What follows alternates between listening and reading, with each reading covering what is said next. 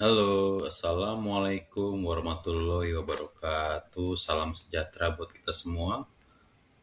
Oh, Shalom, Om Swastiastu, Namo Buddhaya, salam kebajikan. Perkenalkan, saya Estomihi dari semester 4, Stebi Global Mulia. Hari ini saya akan mempresentasikan tugas portofolio atau seminar yang diberikan oleh Ibu dosen. Oke, kita langsung saja. Kami beri judul adalah Etika Bisnis. Konsep dan implementasinya. Oke, next. Tujuan etika. Di sini dalam tujuan ini kita mempelajari perilaku baik moral maupun immoral dengan tujuan membuat pertimbangan yang cukup beralasan dan akhirnya sampai pada rekomendasi memadai, menilai praktek manusiawi dengan menggunakan standar moral. Jadi dalam tujuan etika itu adalah ujung dari atau muara dari etika itu adalah moral. Di mana dalam etika bisnis itu ada nilai-nilai, norma-norma yang manusiawi yang harus kita jalankan sebagai pelaku bisnis. Yang selanjutnya, di sini terdapat sumber nilai-nilai etika. Terdapat 4 sumber nilai etika dalam komunitas. Pertama adalah agama, filosofi, pengalaman dan perkembangan budaya, serta hukum.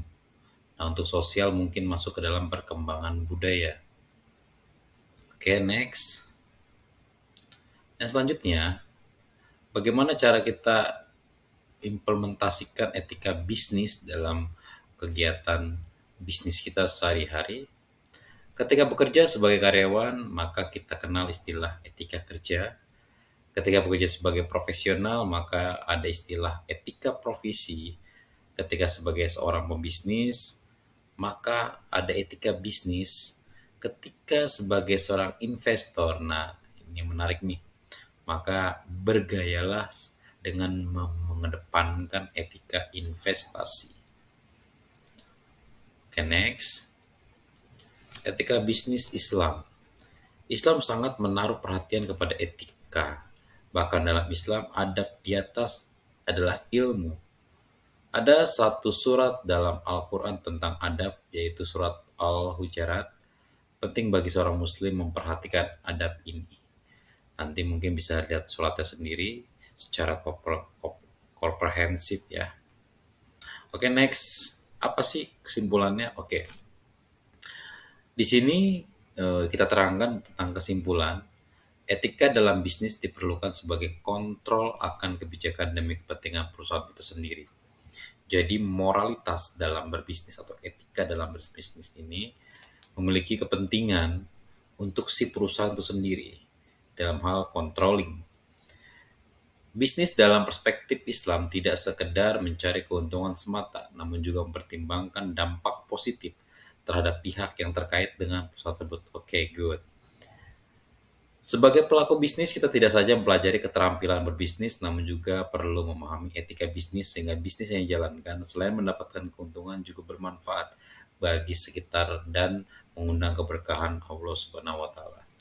Oke, singkat saja pesan dari pelajaran ini tentang etika bisnis.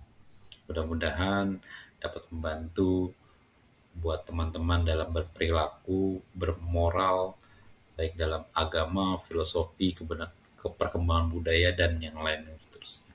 Demikian, wassalamualaikum warahmatullahi wabarakatuh.